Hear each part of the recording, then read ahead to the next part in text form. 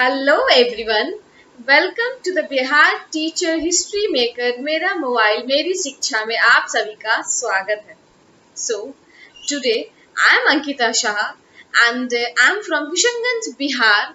I'm gonna teach you class 6 science chapter number 3 and the name of the chapter is fiber to fabric.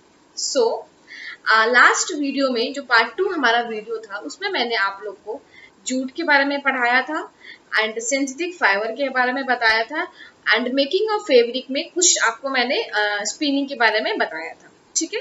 सो आज जो हमारा session है that is part 3 video, जिसमें मैं आपको कराने वाली हूँ मेकिंग ऑफ फैब्रिक में नीटिंग एंड वीविंग, जो मैं आपको उसमें बताऊंगी। और इस चैप्टर का जो लास्ट टॉपिक है that is history of clothing material, वो आप लोग को मैं पढ़ाने वाली हूँ। तो हिस्ट्री ऑफ क्लॉथिंग मटेरियल आप बोल सकते हो, इसका मतलब है कि जो क्लॉथ का उत्पादन कैसे हुआ, मतलब कि हम लोग जो कपड़ा पहनते हैं, ठीक है, वस्त्र जो भी हम लोग पहनते हैं, कपड़ा पहनते हैं, उसका आया कहाँ से, मेन उसका ओरिजिनेट कैसे हुआ। ठीक है। कैसे एंशियंट टाइम में लोग के दिमाग में क्या आया, कैसे वो कपड़े के उत्पादन किया, कैसे बना, कि पहले जमाने के लोग क्या प्रिफर करते थे पहनना। ठीक है। तो इसमें हम लोग इसी के बारे में पढ़ेंगे और ये इस चैप्टर का आखिरी टॉपिक है। तो चलिए आज का जो पहला हमारा टॉपिक है वो स्टार्ट करते हैं, जो कि है weaving. And let's start the topic. Weaving. The process of arranging two shades of yarn together to make a fabric. It's called weaving. Weaving क्या होता है? एक ऐसा प्रोसेस है जिसमें हम लोग टू शेड्स ऑफ yarn, दो शेड्स ऑफ yarn को अरेंज करते हैं कोई भी फैब्रिक बनाने में, कोई भी कपड़ा बनाने में। ठीक है। सो हम लोग पहले पढ़े थे कि फाइबर से हम लोग यॉन बनाते हैं, फिर यॉन से हम लोग क्या बनाएंगे, अभी फैब्रिक बनाएंगे। So in weaving we take two yarn simultaneously to make fabric. Weaving में क्या होता है ना, हम लोग दो यॉन को साइमल्टेनियसली लेते हैं। इस डायग्राम में आप देख सकते हैं किस तरीके से हॉरिजेंटली और वर्टिकली दो यॉन को लिया गया है to make a fabric. So we can say the process of weaving, we have a two sets of thread. One is from longitudinal thread and another is from lateral thread. Or longitudinal we can say that is vertical thread, or lateral is horizontal thread. So can be woven through them up and down like that. So to make a fabric, क्या होता है ना, क्या होता है, देखो हॉरिजेंट vertical thread को इस तरीके से हम लोग लेते हैं, अंडरस्टैंड। उसके बाद फिर ऊपर से हॉरिजेंटल थ्रेड ऐसे अप एंड डाउन, फिर नीचे से ऊपर अप एंड डाउन करके ऐसे होता है, तब इससे बुनाई होती है इस तरीके से। उसके बाद फिर कोई फैब्रिक या कोई भी कुछ भी हम लोग बनाते हैं थ्रू वीविंग। ठीक है। इस डायग्राम में भी आप देख सकते हैं ऐसे ही किया गया है। सो now the question arises, that's how we get a fabric false cloth structure, इस तरह हम लोग मिल जाता है। but weaving is also not so easy to do. weaving इतना भी easy नहीं है करना, कोई ना कोई तो डिवाइस किसी चीज का यूज किसी चीज के मदद से ही करेंगे ना। so there is a common device which is used in a weaving, that is loom. ठीक है। लूम एक ऐसा डिवाइस है जिसकी मदद से हम लोग वीविंग इजिली कर पाते हैं। Okay. So the weaving of yarn to make fabric is done by loom. किसके थ्रू करते हैं, लूम के through. Loom is a device for making fabric by weaving yarn or thread. It's called loom. Loom एक ऐसा device है fabric बनाने के लिए जो वीविंग के प्रोसेस में यूज होता है yarn या थ्रेड की मदद से। कौन सा डिवाइस, क्या नाम है उसका, loom. So in the next slide we will see there are the two types of weaving mainly. So the first type is handloom. पहला कौन सा टाइप है, handloom, and second one is power loom. So the handloom क्या होता है, the loom which is work by hand, ऐसा loom जो कि हाथ से हम लोग करते हैं, that is called handloom. And second one is power loom. So power loom क्या होता है, the loom which works with electric power, जो ऐसा लूम जो इलेक्ट्रिक पावर की मदद से होता है। ठीक है। It's called power loom. So in the diagram here you can see that it can be hand operated. As in the diagram we can see it goes horizontally and vertically.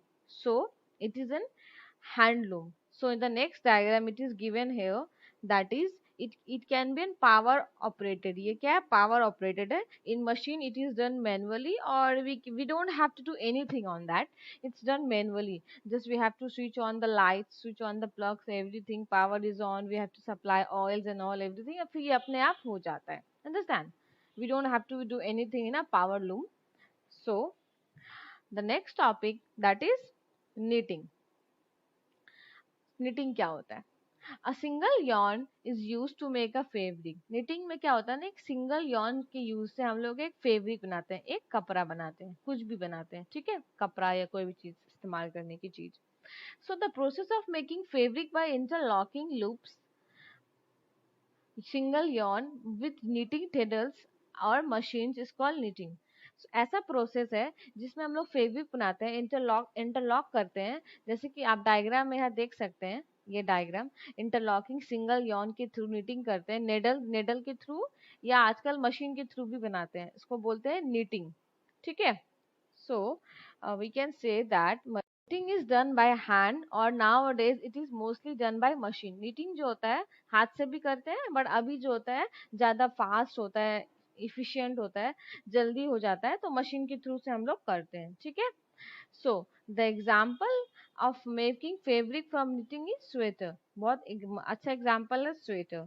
सो आप लोगों ने घर पे देखा होगा that your mom or your grandmother would know how to make sweater through the process of knitting. आपकी जो घर में बड़ी औरतें हैं, जैसे कि दादी माँ, नानी माँ, मम्मी, आंटी, चाची, ये लोग क्या होते हैं ना, ये लोग को पता होता है कि कैसे knitting से स्वेटर बनाते हैं, how to make sweaters or something from knitting.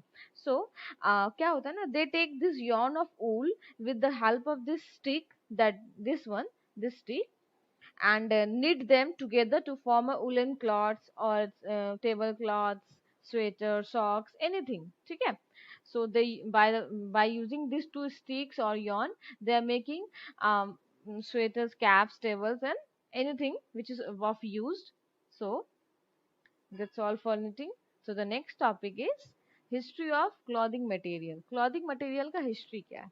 So have you ever wondered what material people should use in ancient time, cloths or something?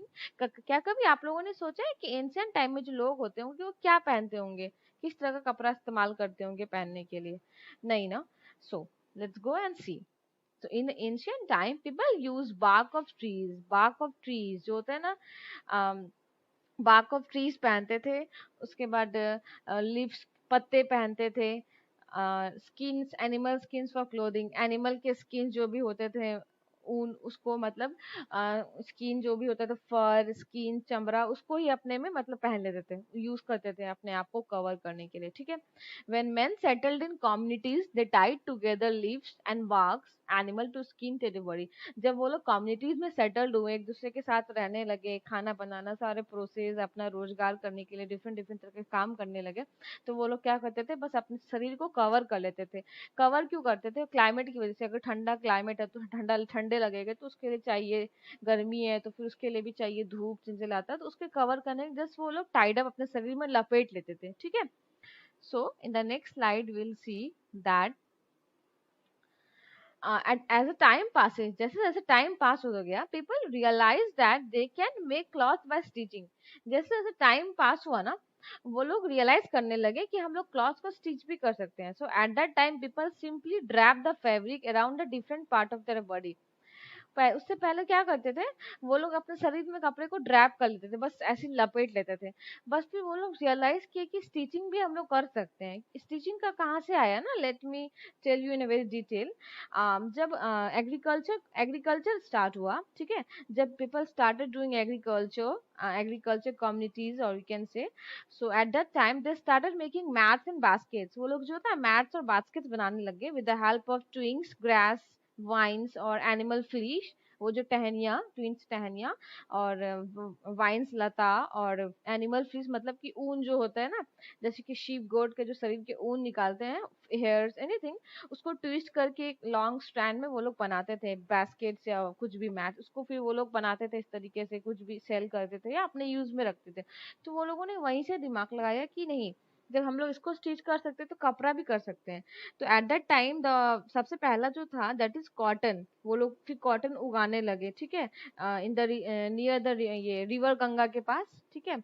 सो उसके बाद से धीरे धीरे फिर स्टिचिंग उतना पॉपुलर नहीं था, पीपल उस टाइम कॉटन को रैप कर लेते, धीरे धीरे स्टिचिंग पॉपुलर हुआ. Then after the invention of sewing needle, हुआ, फिर people started stitching the cloth, फिर आदमी जो है क्लॉथ को पहनने लगे. So but it is not amazing that even today, but आज भी कुछ कपड़े जो स्टिचिंग करके नहीं पहनते हैं, that is sari, dhoti, lungi, turban is use an unstitch piece of fabric. ठीक है. So, as the just as there's a variety in the food eaten all over India, so जैसे हम लोग की varieties of खाने हम लोग के पास इंडिया में है, so as a large variety exists in the fabric, cloth और clothing items के भी बहुत सारे items है, जैसे कि साड़ियाँ होती है, petticoats, blouse, frock, salwar kameez, suit, kurta pyjama, lungi, turban, sari, socks, many more things. ठीक है. So thank you. If you like my video